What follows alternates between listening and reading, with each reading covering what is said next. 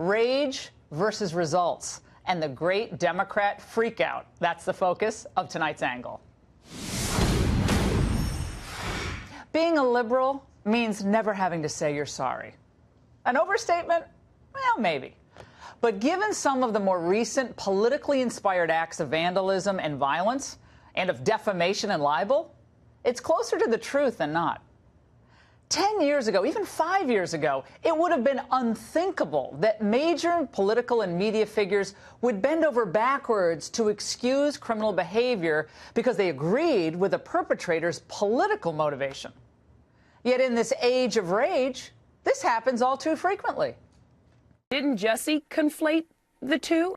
Didn't he, in fact, attempt to paint the MAGA supporters as these racist and homophobic people? I think I have to disagree with you there. If the story's true, that... Yeah. Well, but Michelle, I have to respectfully disagree. I think MAGA supporters have painted themselves as that. Okay, well, the Jussie Smollett case is all at once depressing and enlightening. Well, it's depressing because so many seemed positively giddy. They were thrilled that a hate crime like that would have happened. Finally, they could draw a direct line from the support for Trump to support for almost a lynching. You had a noose, you had a racial and anti-gay slur. It was the politically perfect storyline that pushed all the right anti-Trump buttons. A Hollywood star who's black and gay, and now the victim of a heinous crime. The idea of racial slurs and maybe even some of the homophobic slurs being used toward him, you can see how serious this crime is right now. Absolutely despicable. And this is America in 2019. So now, even when it seems like the entire thing was a sick charade, the race hustlers remain undaunted. Interesting, when you use hatred and bigotry and lying for your own selfish end, and you're a young black kid, gay black kid, you get indicted. If you do it when you're an old white guy, you become president. And I think there are enough monsters out there for real that we don't have to make any up. And I think that, you know, what white supremacists has never, they're at a historical high. Now focus on that last line for just a moment. White supremacy in 2019 is worse than it was, let's say, in 1963 in Birmingham, Alabama, when water cannons and dogs were released on civil rights marchers, when children were blown up in churches. Trump-hating comedians, undeterred by actual facts, are suddenly aggressively unfunny. Comedian Billy Eichner saying, if it turns out the attack was staged, that is disgusting. But don't give me any BS about MAGA supporters being the victim here. A bunch of white supremacists falsely accused of inspiring a crime are still a bunch of white supremacists. They poison the soul of our country and of the world, and the crimes against humanity will be felt long after we've forgotten about Jussie Smollett. Crimes against humanity? Okay. Billy, like what? Policies that grow the economy and spur wage and job growth across the board, including for African Americans? That crime against humanity? Or the crime against humanity of creating, what, opportunity zones in some of our most debilitated communities? Or is it the crime of criminal justice reform that's a crime against humanity? You see what I'm saying? It's patently ridiculous. But this is all very enlightening, is it not? Because here's what's really happening. Trump's policies are actually working. We see it all around us. The Mueller report, it looks like it's going to be a dud. And liberal heroes are self-combusting before our very eyes. So the Democrat protectorate are in total freakout mode. Let's look back. Their Kavanaugh accuser, Blasey Ford, flamed out. Their indigenous 2020 hopeful, Elizabeth Warren, was knocked off her high horse.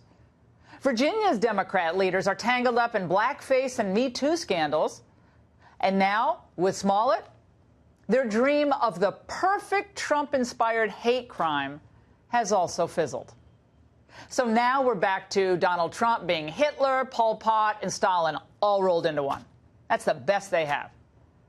And while they mouth the requisite if Jussie did it, and this is wrong, well, they quickly then revert to their tired old narrative that today minorities should live in fear.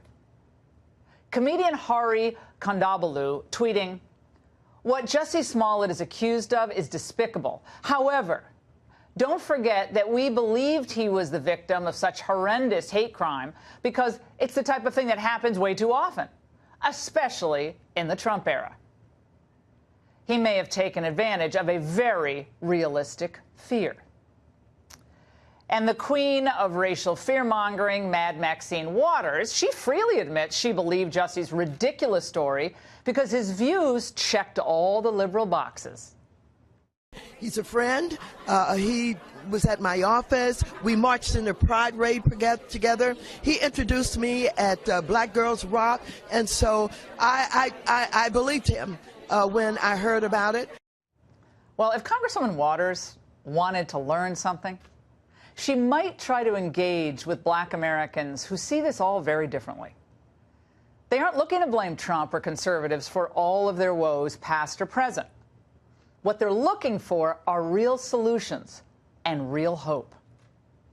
Every citizen alive today and generations yet unborn are forever in debt of the brave souls who stared down injustice and championed the eternal cause of civil rights. And by the way, as you've been hearing me say, African American unemployment is at an all-time low, historic high. Well, the scene last night at the White House is part of what inspires the ongoing Democrat freakout. The real possibility that President Trump, at the Black History Month celebration, it was oversubscribed, had more than 300 people, people couldn't even get in, that maybe, just maybe, Donald Trump could peel off 5%, maybe even 10% more of the black vote in 2020. That's unnerving to the left. But there's a new movement emerging. I really don't even understand why so many people hate black people, well, people that look like me and him, hate this president. Because this man has done more than any other president has done for people that look like me and him. I always said, don't get caught up in the emotions. What about the S-hole countries comment? And what about, well, you know, it's always, you That's know, emotion. That don't pay bills. That don't build exactly. businesses. That doesn't do anything except keep this junk going that has no substance in black America. Well, the Democrats' race baiting and the fear-mongering, it's only going to go so far. But if they keep it up, emotionally worn-out African-American voters may do what Democrats fear most: tune them out and focus on Trump's record of accomplishment in their communities. And that's the angle.